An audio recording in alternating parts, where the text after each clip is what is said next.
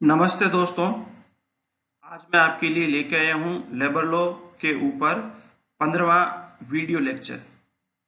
Labour law जिसे श्रमिक विद्या भी हिंदी में कहते हैं, उसके ऊपर इससे पहले हम 14 वीडियो लेक्चर देख चुके हैं और आज बारी है 15वें वीडियो लेक्चर की। लेबर लॉ के ऊपर जहां ये 15वां वीडियो है, तो वहीं इन दिनों में औद्योगिक विवाद अधिनियम चल रहा है और औद्योगिक विवाद अधिनियम के ऊपर आप आज देखेंगे 10वां वीडियो। सबसे पहले देखते हैं आज का पढ़ाया जाने वाला जो विषय है उसका परिचय। आज का हमारा विषय है हड़ताल और तालाबंदी। अंग्रेजी में इसे कहेंगे स्ट्राइक एंड लॉकआउट। लॉकआउट की जो हिंदी है वो अधिकतर जगह हमें तालाबंदी ही मिलती है, लेकिन कई जगह आपको लॉकआउट की हिंदी कारखाना बंदी भी मिलेगी। जबकि ये मेरा व्यक्तिगत विचार है कि क्लोजर शब्द जो है उसके लिए वह हिंदी ज्यादा उचित होगी। क्लोजर के लिए उद्योग बंदी शब्द होता है, बंदी या उद्योग बंदी, लेकिन उद्योग बंदी और कारखाना बंदी में बहुत अधिक भ्रम उत्पन्न हो सकता है, काफी कंफ्यूजन हो सकता है। इसलिए लॉकआउट की हिंदी तालाबंदी ज्यादा ठीक लगती है। विषय का परिचय देखते हैं।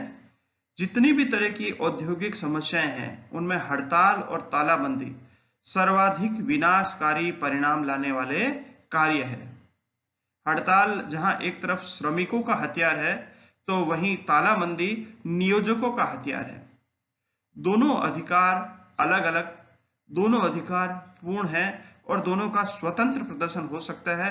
यानी एक तरफ हड़ताल भी हो सकती है और दूसरी तरफ तालाबंदी हो सकती है। हड़ताल श्रमिक वर्ग करे और तालाबंदी नियोजक वर्ग कर सकते हैं।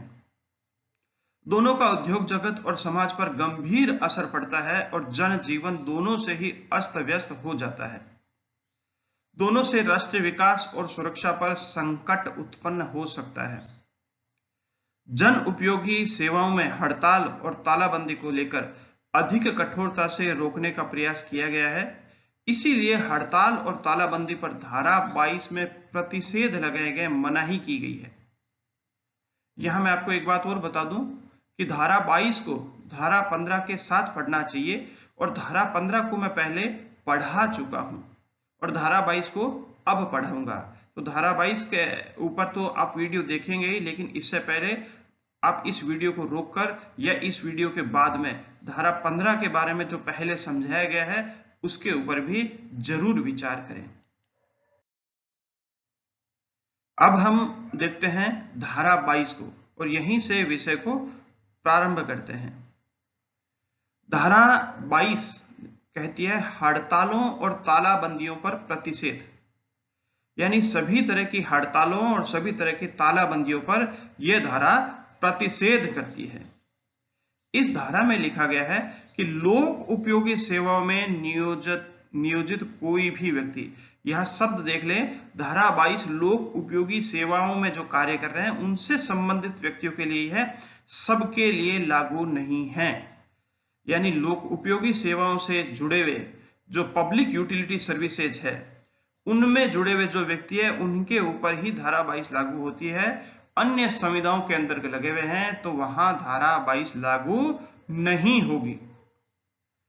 तो लोक उपयोगी सेवाओं में नियोजित कोई भी व्यक्ति हड़ताल करने के पहले के 6 सप्ताह के भीतर हड़ताल की सूचना नियोजकों को इसमें इसके पश्चात उपबंधित रूप से दिए गए बिना, तो यहां शब्द पहले क्या है, हड़ताल करने के पहले 6 सप्ताह के भीतर। तो 6 सप्ताह में दिन कितने हुए, 6 सप्ताह 42, यानी कि 42 दिन के भीतर हड़ताल की सूचना, यानी दूसरे शब्दों में 48 दिन पहले, 42 दिन पहले हड़ताल की सूचना नियोजकों को इसमें इसके पश्चात उपबंधित रूप से दिए गए बिना, यानी कि इसमें जो एक तरीका दिया गया है उस तरीके से देगा और उसके बिना हड़ताल नहीं करेगा।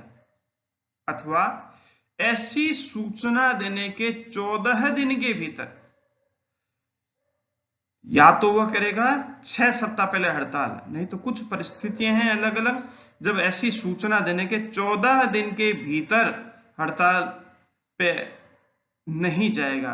जिस दिन सूचना दी उसके 14 दिन के भीतर हड़ताल पर नहीं जाएगा, नहीं मिनिमम नोटिस 14 दिन का तो होगा ही होगा। अथवा किसी यथापूर्वक सूचना में विनिर्दिष्ट हड़ताल की तारीख के अवसान के पूर्व हड़ताल पर नहीं जाएगा। आपने एक बार हड़ताल की कोई सूचना दे दी, अब जरूरी नहीं है कि आप वो 14 दिन की दे, कम से कम 14 दिन, आपने 20 दिन की दे दी, 22 दिन की दे दी, जो भी दे दी, या कुछ आगे की दे दी, जो सूचना दी उससे पहले किसी यथापूर्वक सूचना में विनिर्दिष्ट हड़ताल की तारीख के बीतने से पहले ही आपने हड़ताल कर दी, अथवा सुलह अधिकारी के समक्ष की किन्हीं सुलह कार्यवाहियों के लंबित रहने के और ऐसी कार्यवाहियों की समाप्ति के बाद में 7 दिन के दौरान संविदा भंगकारी हड़ताल न करेगा। सुलह अधिकारी के सामने अगर कोई कार्यवाही चल रही है तो ऐसी स्थिति में जब तक सुलह अधिकारी के सामने वो मामला लंबित है तब तक हड़ताल नहीं की जाएगी, और सुलह अधिकारी के सामने कार्यवाही समाप्त होगी तो समाप्त होने के 7 दिन के भीतर भी कोई हड़ताल नहीं की जाएगी। कम से कम सुलह अधिकारी के सामने जो भी कार्यवाही समाप्त होगी उसके 7 दिन बाद में ही हड़ताल की जाएगी। तो वापस देखते हैं, हड़ताल करने के पूर्व के 6 सप्ताह के भीतर हड़ताल की सूचना नियोजकों के इसमें इसके पश्चात उपबंधित रूप से दिए गए बिना, यानी कि आप कम से कम 42 दिन पहले या उसके बाद में आप सूचना देंगे, नोटिस देना जरूरी है। और ऐसी सूचना के 14 दिन के भीतर, यानी कि वो जो सूचना होगी कम से कम आपको 14 दिन की सूचना तो देनी ही पड़ेगी, 14 दिन के भीतर कोई हड़ताल नहीं करेंगे। और यथापूर्वक सूचना में विनिर्दिष्ट हड़ताल की तारीख के बीतने से पहले हड़ताल नहीं करेंगे, और सुलह कार्यवाही के सामने अगर लंबित है तो ऐसी कार्यवाही के समाप्ति के पश्चात 7 दिन के दौरान संविदा भंगकारी हड़ताल नहीं की जाएगी। अब हम बात करते हैं धारा 22 की उपधारा 2 के ऊपर। धारा 22 हम पहले बात कर चुके हैं, हड़तालें और तालाबंदों पर प्रतिषेध के बारे में है। धारा 22 की उपधारा 1 में जन उपयोगी सेवाओं में हड़ताल के बारे में कुछ प्रतिबंध है, तो धारा 22 की उपधारा 2 में तालाबंदी के ऊपर कुछ प्रतिबंध है, उसके ऊपर हम ध्यान देते हैं। 22 की उपधारा 2 कहती है कि लोक उपयोगी सेवाओं को चलाने वाला कोई भी नियोजक, यह भी केवल और केवल लोक उपयोगी सेवाओं से संबंधित नियोजकों के लिए ही है, जो अन्य नियोजक है उनके ऊपर यह धारा लागू नहीं होती। तालाबंदी करने के पूर्व के 6 सप्ताह के भीतर तालाबंदी की सूचना संबंध कर्मकार को इसमें इसके पश्चात उपबंधित रूप से दिए बिना अपने किन्हीं भी कर्मकारों के प्रति तालाबंदी नहीं करेगा। ये जो नीचे की लाइन है उसको क, ख, ग और घ सबके साथ में पढ़ना है। तो क्या होगी लाइन, एक बार फिर से देखते हैं। तालाबंदी करने से पूर्व के 6 सप्ताह के भीतर तालाबंदी की सूचना संबंध कर्मकार को इसमें इसके पश्चात उपबंधित रूप से दिए बिना अपने किन्हीं भी कर्मकारों के प्रति तालाबंदी नहीं करेगा। तो 6 सप्ताह का नोटिस देना जरूरी है, अधिकतम 6 सप्ताह का वो हो सकता है। 6 सप्ताह के भीतर आप ऐसे नहीं दे सकते कि हम 10 सप्ताह के बाद हड़ताल करने वाले हैं। 6 सप्ताह के भीतर ही आपको वो तालाबंदी करनी होगी, वो हड़ताल करनी होगी। धारा 22 की उपधारा 1 और 22 की उपधारा 2 के अंदर दोनों में ही ऐसी ही भाषा है।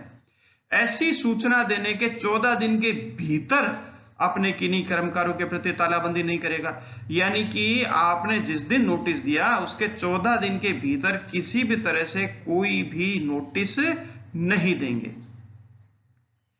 किसी यथापूर्वक सूचना में विनिर्दिष्ट तालाबंदी की तारीख के अवसान के पहले आप हड़ताल पर नहीं जाएंगे। आपने पहले कोई सूचना दे दी और अब आपका मन हो गया कि उससे भी पहले हड़ताल करनी है, तो अब आप नहीं जा सकते, फिर आपको नया नोटिस देना पड़ेगा अगर नई तारीख आ गई है तो।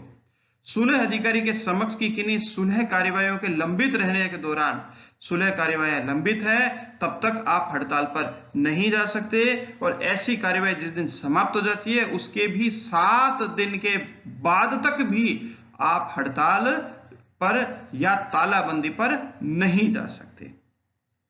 तो ये थे धारा 22 की उपधारा 2 के प्रावधान। एक बार फिर से देखते हैं। तालाबंदी जब करो तो 6 सप्ताह के भीतर आपको जो सूचना देनी है वही उसी अवधि में ही तालाबंदी की जा सकती है। ये 6 सप्ताह में होते हैं 42 दिन, तो कम से कम 42 दिन का अधिकतम आप नोटिस दे सकते हैं।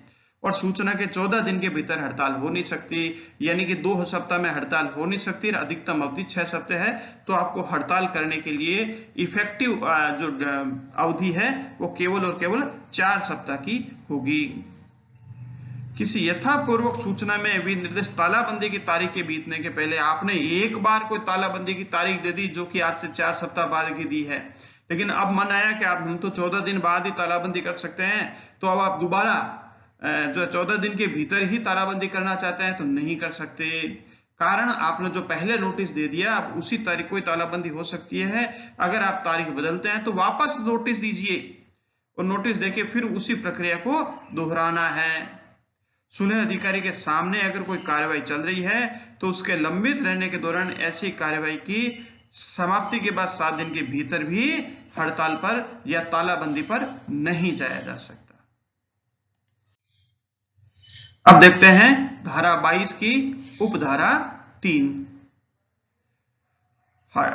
तालाबंदी या हड़ताल की इस धारा के अधीन सूचना वहां आवश्यक नहीं होगी जहां की लोक उपयोगी सेवाओं में यथास्थिति हड़ताल या तालाबंदी पहले से विद्यमान है, किंतु नियोजक ऐसी तालाबंदी या हड़ताल की प्रज्ञापना उस दिन जिस दिन वह घोषित की गई हो ऐसे प्राधिकारी को भेजेगा जिसे समुचित सरकार द्वारा या तो साधारणतः या विशिष्ट क्षेत्र के लिए लोक उपयोगी सेवाओं के किसी विशिष्ट वर्ग के लिए निर्दिष्ट किए गए।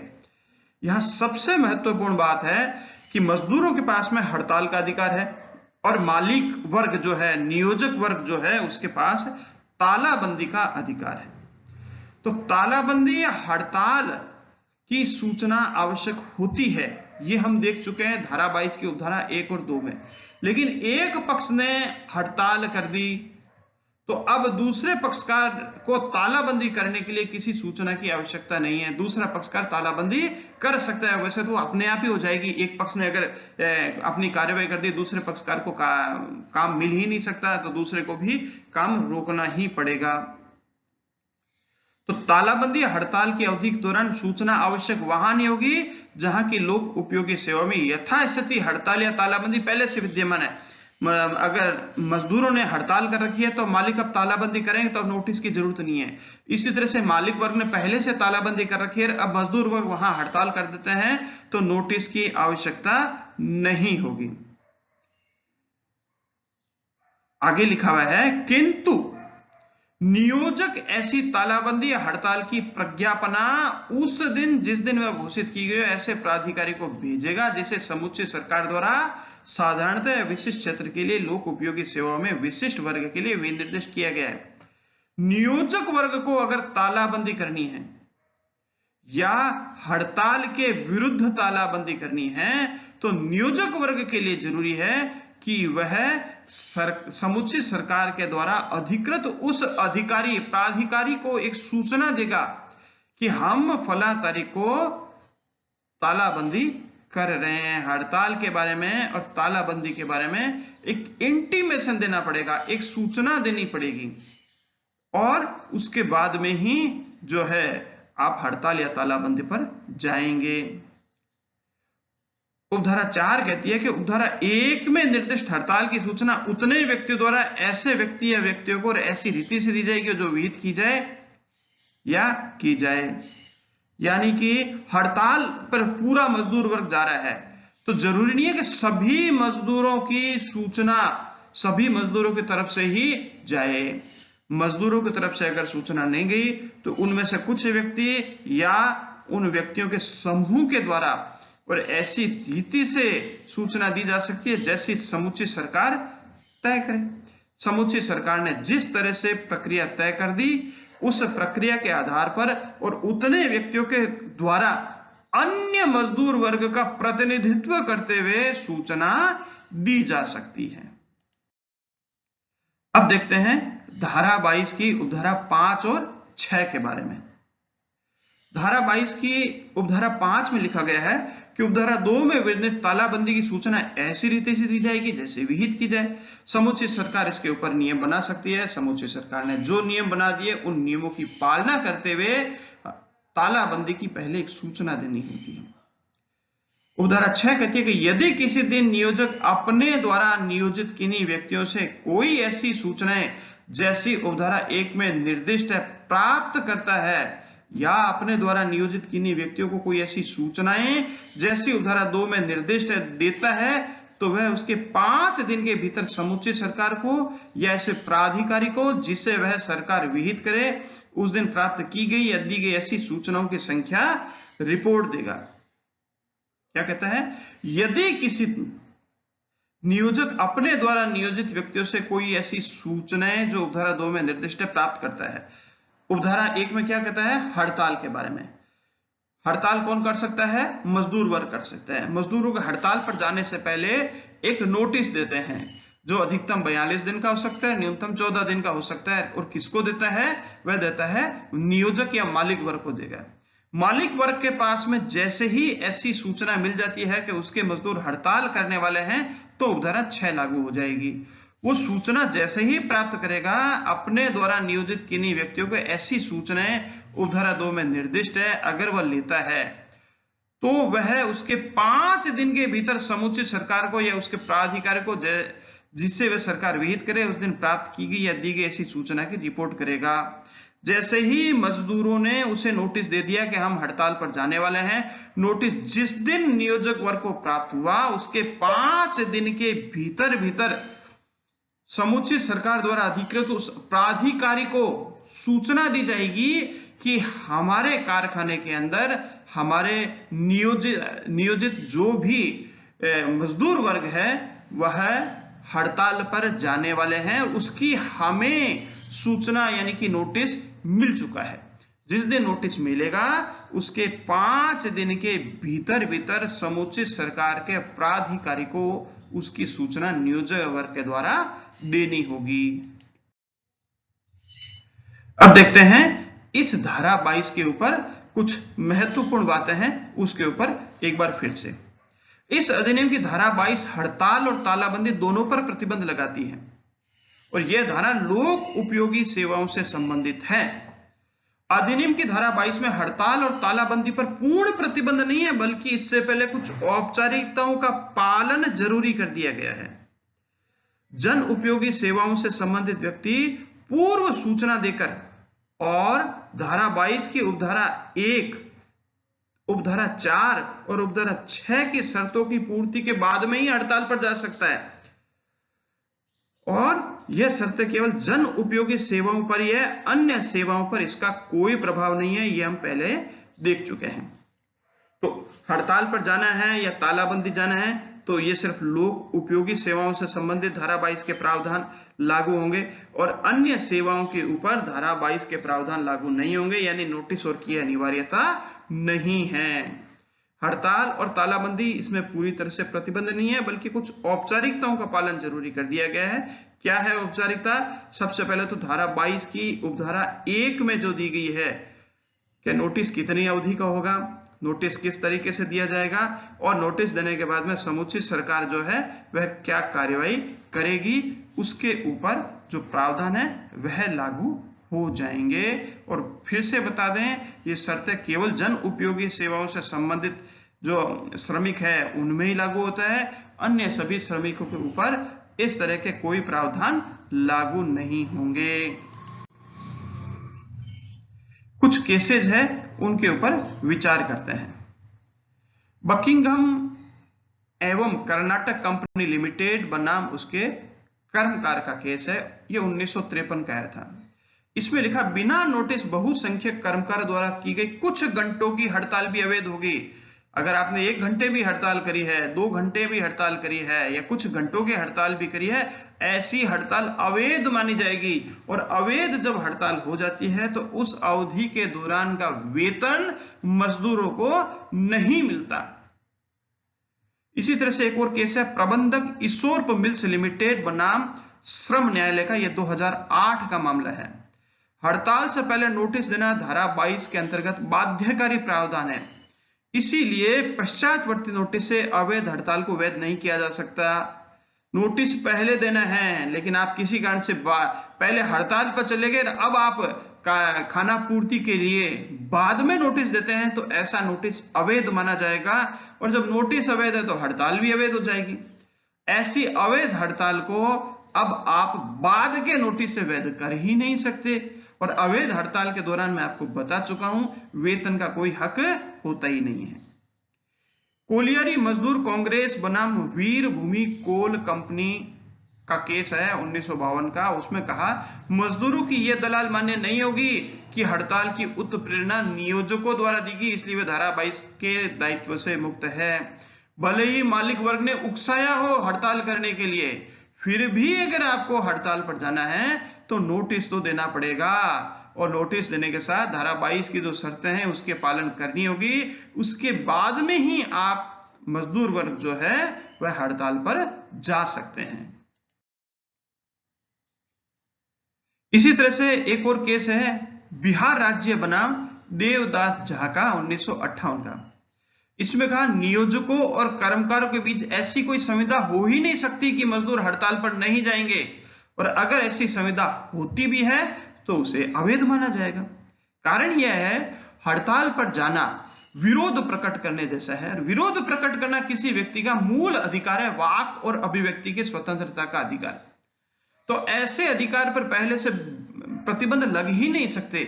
हम पहले देख चुके हैं कि मूल अधिकारों के ऊपर कोई प्रतिबंध लग ही नहीं सकता, और मूल अधिकारों को कोई व्यक्ति त्याग भी नहीं कर सकता। विशेषरनाथ वर्सेस इनकम टैक्स अधिकारी के मामले में कहा जा चुका है कि कोई व्यक्ति अपने मूल अधिकार का त्याग नहीं कर सकता।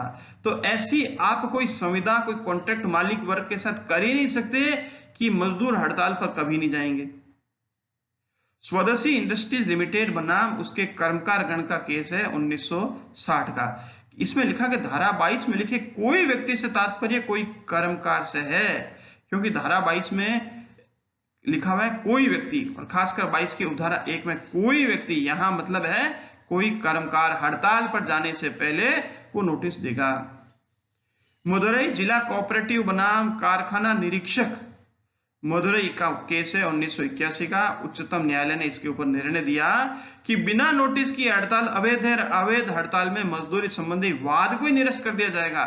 चूंकि मजदूरी का हक होता ही नहीं है, फिर भी अगर कोई व्यक्ति उच्चतम न्यायालय या उच्च न्यायालय या और किसी न्यायालय के अंदर प्रार्थना पत्र लगाता है कि हड़ताल की अवधि के दौरान उसे वेतन दिया जाए, तो ऐसे वाद को ही निरस्त कर दिया जा सकता है। एक और केस है मिनरल माइनर्स यूनियन बनाम कुद्रेमुख और कंपनी लिमिटेड। इसमें कहा गया कि धारा 22 आज्ञात्मक प्रकृति की, इसलिए नोटिस में उस तिथि का लिखना जरूरी है जिस पर कर्मकार हड़ताल पर जाना चाहते हैं। उस तिथि के समाप्त होने पर पुनः नई नोटिस की जरूरत होगी। उस तिथि से पहले भी नहीं जा सकते और उस तिथि के बाद में भी हड़ताल पर नहीं जा सकते। दोनों ही स्थितियों में नए नोटिस की जरूरत होगी। बैंक ऑफ इंडिया बनाम टीएस कोलावाला और अन्य के मामले में 1990 में उच्चतम न्यायालय ने कहा कि मजदूरों ने धीरे काम करो जैसी रणनीति अपनाई, स्लो वर्क, ठीक है, ऐसी रणनीति अपनाई। नियोजकों ने एक तरफा कार्रवाई कर मजदूरी में कटौती कर दी और उच्चतम न्यायालय ने इसे वैध घोषित किया। मजदूरों ने क्या किया, एक तरफा यह नीति बनाई कि हम काम धीमे करेंगे, तो मालिक वर्ग ने भी एक तरफा नीति बना दी, या उसके जवाब में एक नीति बना ली कि जितना काम होगा उतना ही वेतन देंगे। तो सुप्रीम कोर्ट ने कहा कि यह वैध है, क्योंकि हड़ताल की अवधि के दौरान का तो वेतन मिलता ही नहीं है। आपने कुछ काम की हड़ताल की कि वो काम नहीं करेंगे, कुछ अवधि की हड़ताल की कि उस अवधि में धीमे काम करेंगे, तो ऐसी स्थिति में हड़ताल की अवधि के अंदर मजदूरों को कोई तरह का लाभ मिल ही नहीं सकता। अवैध हड़ताल अगर है तो ऐसी स्थिति में अगर वेतन कटौती होती है तो वो वैलिड है। लेकिन यहां एक बात आपको बता दें, नोटिस देने के बाद में अगर हड़ताल की जाती है और अगर वैध हड़ताल है तो वैध हड़ताल के दौरान में वेतन का हक लिया जा सकता है। सिंडिकेट बनाम के उल्टा नायक के केस ये 1984 का है, और ANZ ग्रीनलैंड बैंक बनाम MN खत्री और अन्य का मामला जो है ये 1995 का केस है। इसमें कहा कि यदि हड़ताल अवैध है तो उसे उचित घोषित करने का प्रश्न ही उत्पन्न नहीं होता। अवैध हड़ताल में मजदूरी का अधिकार कभी उपलब्ध हो ही नहीं सकता, यानी उसे सुप्रीम कोर्ट या हाई कोर्ट भी उपलब्ध नहीं, अवैध हड़ताल को वैध नहीं करेगी। बलदेव सोप फैक्ट्री के प्रबंधक बनाम दिल्ली प्रशासन और अन्य के मामले में दिल्ली उच्च न्यायालय ने कहा कि चूंकि कर्मकारों ने प्रबंधकों को नोटिस देने के बाद हड़ताल प्रारंभ की, इसलिए सेवा का पर्यवसान नहीं किया जा सकता। नोटिस देने के बाद में अगर मजदूर वर्ग हड़ताल पर जाता है तो उनकी सेवा समाप्ति नहीं की जा सकती, और अगर न्यायालय ने हड़ताल को अवैध घोषित नहीं किया तो मजदूरों को मजदूरी भी देनी पड़ेगी। अवैध हड़ताल में मजदूरी नहीं मिलती, लेकिन वैध हड़ताल में तो मजदूरी का हक बनता ही है, तो ऐसी स्थिति में वह मजदूरी तो देनी ही होगी। अब देखते हैं धारा 23। धारा 23 के अंदर सबसे पहले क देखते हैं। धारा 23 की हेडिंग है हड़तालें और तालाबंदियों का साधारण प्रतिषेध। ये साधारणतः लागू होने वाले नियम हैं। धारा 22 क में लिखा गया है बोर्ड के समक्ष की सुलह कार्यवाही को लंबित रहने के और ऐसी कार्यवाही की समाप्ति के बाद 7 दिन के दौरान हड़ताल नहीं हो सकती। हम पहले भी देख चुके हैं इस लाइन को, और अब बाद में फिर से लिखा गया है बोर्ड। हम पहले सुलह अधिकारी के बारे में देख चुके हैं, अब लिखा है बोर्ड। सुलह बोर्ड का तात्पर्य यहाँ सुलह बोर्ड के सामने सुलह कार्यवाही लंबित है तो ऐसी कार्यवाही की समाप्ति के 7 दिन के दौरान हड़ताल नहीं की जा सकती। जिस दिन समाप्त हुआ 7 दिन तो आपको इंतजार करना ही पड़ेगा। इसी तरह से श्रम न्यायालय ने, अधिकरण ने, राष्ट्रीय अधिकरण ने, इनके सामने मामला लंबित है और ऐसी कार्यवाही की समाप्ति के बाद में 2 माह के दौरान, जब तक मामला लंबित है तब तक आप हड़ताल या तालाबंदी नहीं कर सकते। और श्रम न्यायालय, अधिकरण, राष्ट्रीय अधिकरण के जो भी कार्यवाहियों को समाप्त करने के बाद में इन्होंने कोई न्याय निर्णय कर दिया है तो उसके बाद में भी 2 महीने तक आप हड़ताल पर नहीं जा सकते। सुलह अधिकारी के सामने कार्यवाही थी तो उसकी समाप्ति के आप 7 दिन के दौरान हड़ताल पर नहीं जा सकते। सुलह बोर्ड ने अगर कोई निर्णय दिया है तो उसके निर्णय के 7 दिन के भीतर हड़ताल पर नहीं जा सकते, लेकिन श्रम न्यायालय, अधिकरण या राष्ट्रीय अधिकरण ने कोई निर्णय दिया है तो उसके निर्णय के 2 मास के भीतर आप हड़ताल पर नहीं जा सकते। जहां की धारा 10 क की धारा 3 क के अधीन अधिसूचना निकाली गई है, वहां मध्यस्थ के समक्ष की माध्यस्थम कार्यवाही को लंबित रहने के दौरान ऐसी कार्यवाही की समाप्ति के 2 मास के दौरान भी हड़ताल पर नहीं जाया जा सकता। हम पहले देख चुके हैं कि माध्यस्थम के द्वारा अगर कोई भी निर्णय दिया जाता है तो सरकार उसके ऊपर एक अधिसूचना जारी करती है और उसके बाद में वह निर्णय प्रभावी होता है। तो अधिसूचना अगर निकाली है तो अधिसूचना निकालने के 2 मास के दौरान पर भी माध्यस्थम के द्वारा अगर कोई निर्णय दिया गया और उसके ऊपर सरकार ने अधिसूचना निकाली तो उसके 2 मास के दौरान भी हड़ताल पर नहीं जाया जा सकता या ना ही तालाबंदी की जा सकती है। किन्हीं ऐसे मामलों के बाबत जो किसी समझौता या अधिनिर्णय के अंतर्गत आते हैं, किन्हीं ऐसी कार्यवाही के दौरान जिसमें वह समझौता या अधिनिर्णय प्रवर्तन में है, उस दौरान भी हड़ताल पर नहीं जाया जा सकता। समझौता का तात्पर्य है चाहे समुचित सरकार के साथ में समझौता हो या मालिक वर्ग और नियोजकों के बीच में समझौता होगा, इस अवधि में हड़ताल पर नहीं जाएंगे। देखो, हमेशा के लिए हड़ताल पर नहीं जाएंगे, इस अधिकार को तो छीना ही नहीं जा सकता, लेकिन एक अवधि तक रोका जरूर जा सकता कि इस अवधि में हड़ताल पर नहीं जाएंगे। तो अगर कोई समझौता हो रखा है या कोई अधिनिर्णय आया है, अधिनिर्णय चाहे बोर्ड से हो, श्रम न्यायालय, अधिकरण, राष्ट्रीय अधिकरण, किसी से अधिनिर्णय के अंतर्गत आते हैं, तो ऐसी कालावधि के दौरान जिसमें से समझौता या अधिनिर्णय लागू है तब तक हड़ताल या तालाबंदी नहीं की जा सकती। और कोई भी कर्मकार जो औद्योगिक स्थापन में नियोजित है संविदा भंगकारी हड़ताल न करेगा, न ऐसे किसी कर्मकार का कोई भी नियोजक तालाबंदी घोषित करेगा। अगर बीच में कोई कॉन्ट्रैक्ट हो रखा है, उस कॉन्ट्रैक्ट को भंग करके भी हड़ताल पर नहीं की जाएगी और ना ही उसको ऐसे किसी कॉन्ट्रैक्ट को भंग कर तालाबंदी करी जा सकती है। धारा 22 और 23 का विश्लेषण एक साथ करते हैं। अधिनियम की धारा 22 केवल जन उपयोगी सेवाओं पर प्रतिबंध लगाती है, अन्य सेवाओं पर नहीं। और धारा 23 सभी प्रकार के औद्योगिक प्रतिष्ठानों में हड़ताल और तालाबंदी पर सामान्य प्रतिबंध प्रस्तुत करती है। धारा 22 में हमने देखा कि आप सुलह अधिकारी के निर्णय के विरुद्ध 7 दिन तक आप हड़ताल पर नहीं जा सकते। 7 दिन तक। जबकि सुलह बोर्ड, इसी के साथ में हमने देखा श्रम न्यायालय, अधिकरण, राष्ट्रीय अधिकरण, इनके निर्णय के 2 मास तक आप हड़ताल पर नहीं जा सकते। तो जो 22 के प्रावधान हैं वह केवल और केवल जन उपयोगी सेवाओं से संबंधित है। तो ऐसी स्थिति में सुलह अधिकारी ने अगर कोई अपना अधिनिर्णय दिया है तो उसके 7 दिन के भीतर केवल जन उपयोगी सेवा वाले व्यक्ति ही हड़ताल पर नहीं जा सकते। वह लागू किस पे नहीं होगी?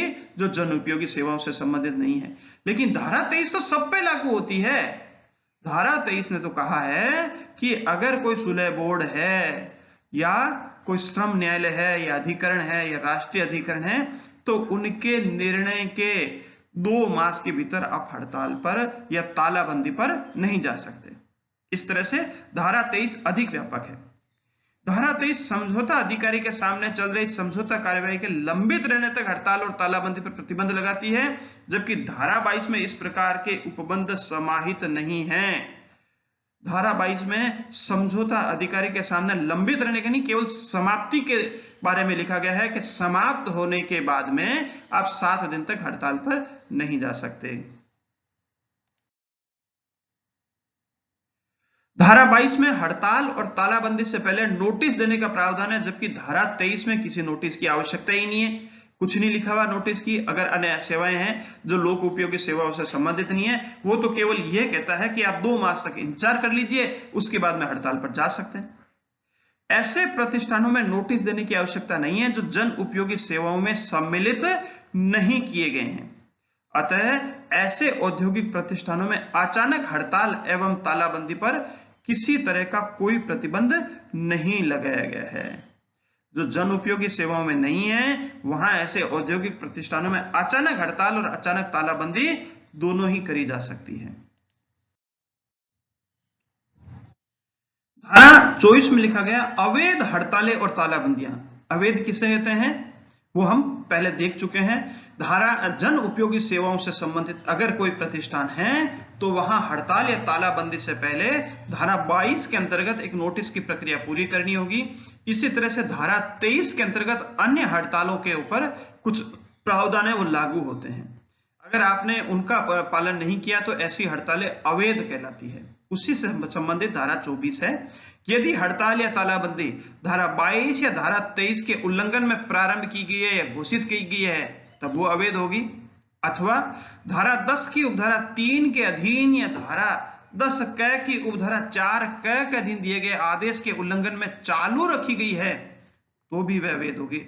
जब समुचित सरकार ने अगर अधिसूचना निकाली है या समुचित सरकार ने हड़ताल और तालाबंदी पर रोक लगा दी है, ऐसी स्थिति में भी हड़ताल नहीं की जा सकती। Chemical and fibres of India limited DG Bhoyar और अन्य के मामले में,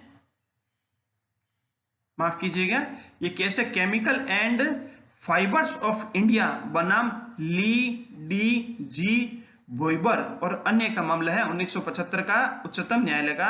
इसमें श्रम न्यायालय के समक्ष कार्यवाही के लंबित रहने पर मामले से भिन्न बात के लिए भी हड़ताल और तालाबंदी को निषिद्ध किया गया है। जो मामला श्रम न्यायालय के सामने लंबित है उस मामले पर तो हड़ताल हो ही नहीं सकती। जिस पर श्रम न्यायालय ने अपना अधिनिर्णय दिया है उस पर तो 2 मास तक हड़ताल हो ही नहीं सकती। लेकिन जब तक मामला लंबित है श्रम न्यायालय के सामने तब तक आप अन्य किसी मामले के ऊपर भी हड़ताल नहीं कर सकते, भले ही वो मामला श्रम न्यायालय में लंबित ही नहीं है।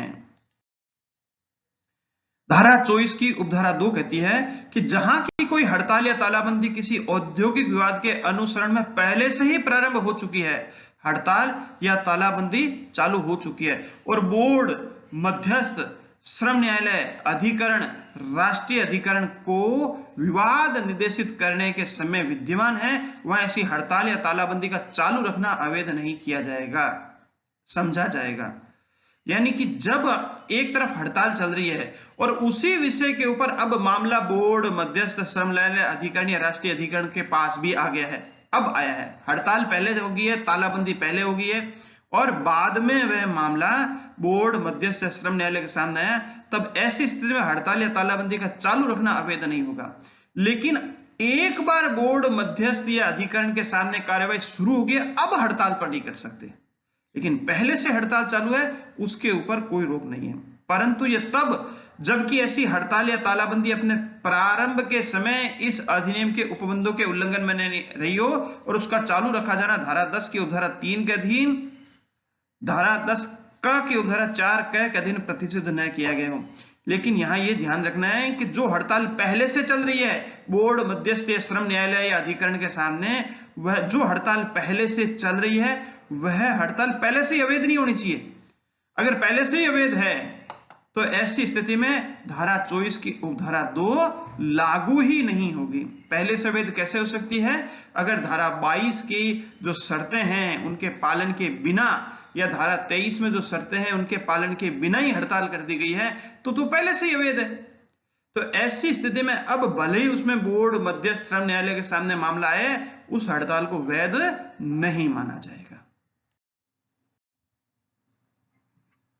अब हम देखते हैं धारा 24 की उपधारा 3 के अंदर अवैध हड़ताल के परिणाम स्वरूप घोषित तालाबंदी या अवैध तालाबंदी के परिणाम स्वरूप घोषित हड़ताल अवैध नहीं समझी जाएगी। ये हम पहले भी देख चुके हैं, पहले मैं आपको बता चुका हूं।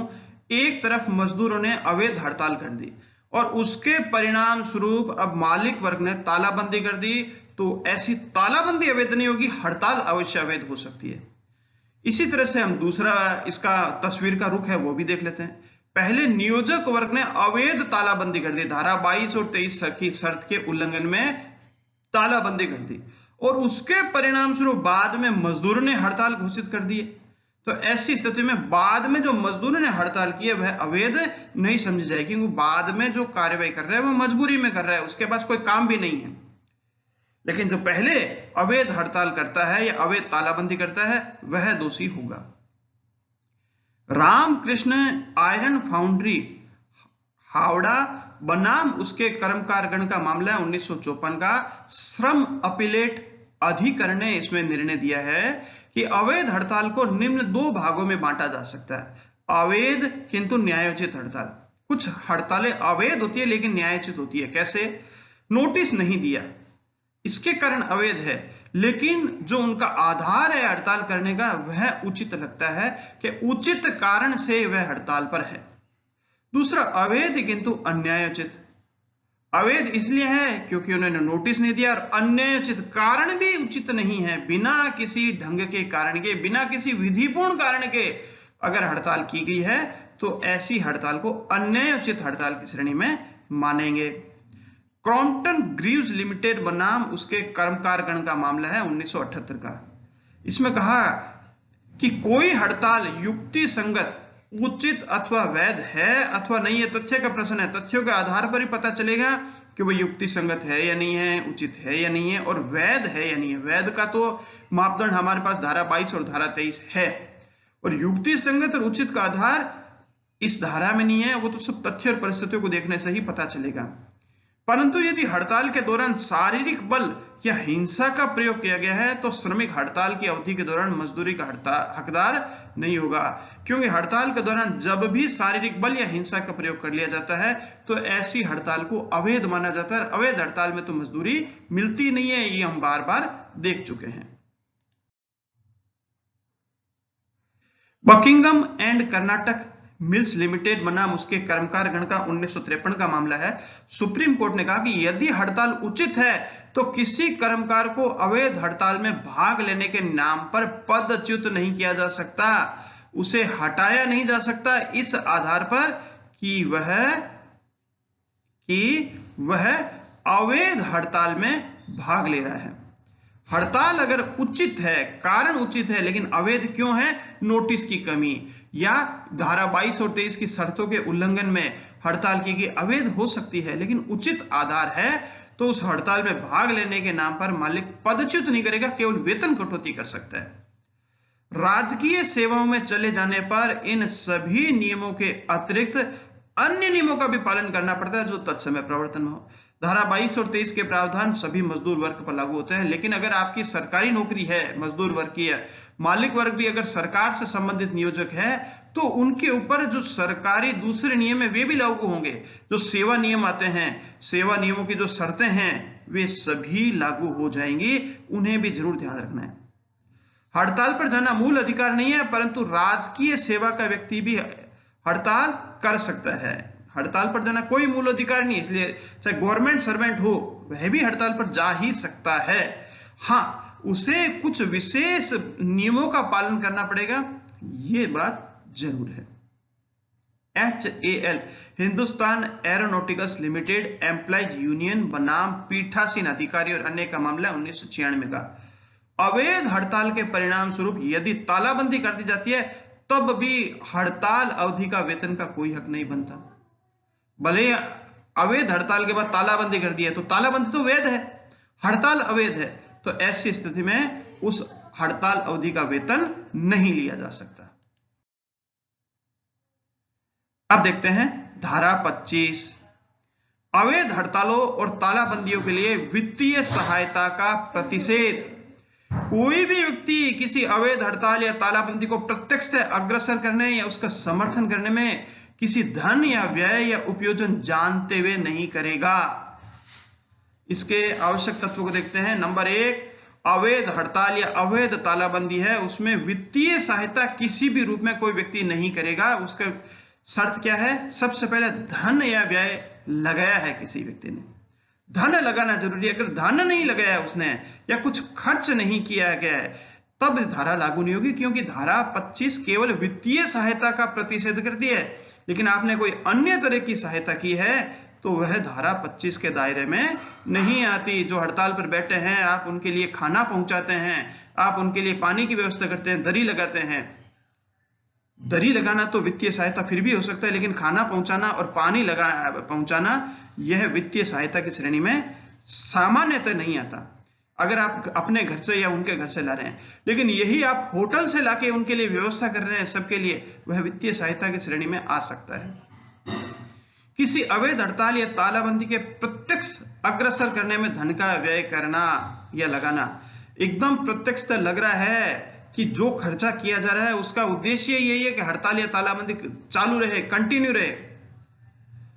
ऐसी हड़ताल या तालाबंदी अवैध हो। वैध हड़ताल या वैध तालाबंदी के ऊपर अगर कोई व्यक्ति वित्तीय सहायता लगाता है तो उस पर धारा 25 लागू नहीं होगी। हड़ताल या तालाबंदी अवैध है तभी यह धारा 25 लागू है। और जो व्यक्ति धन का व्यय कर रहा है वह इस बात की जानकारी रखता हो कि हड़ताल या तालाबंदी अवैध है। धन का खर्च करने वाले को अगर यह जानकारी नहीं है कि हड़ताल या तालाबंदी अवैध है तब भी यह धारा लागू नहीं होगी। तो एक बार फिर से विचार करते हैं धारा 25 पर। अगर हड़ताल अवैध है या अवैध तालाबंदी है और इस बात की किसी व्यक्ति को जानकारी है, उसके बावजूद भी वह कोई धन लगाता है या कुछ खर्च करता है ताकि अवैध हड़ताल या तालाबंदी चालू रह सके, अग्रसर रह सके, तो ऐसी स्थिति में वह व्यक्ति दोषी माना जाएगा, प्रतिषेध है और उसके ऊपर कार्यवाही करी जा सकती है। इसी के साथ ही लेबर लॉ के ऊपर यह 15वां वीडियो लेक्चर यहीं समाप्त होता है। औद्योगिक विवाद अधिनियम के ऊपर 10वां वीडियो लेक्चर यहीं समाप्त होता है। इस वीडियो को लेकर आया था मैं भरत कुमार जाजड़ा। इस वीडियो को देखने के लिए आपका बहुत बहुत धन्यवाद। फिर मिलेंगे। जय हिंद।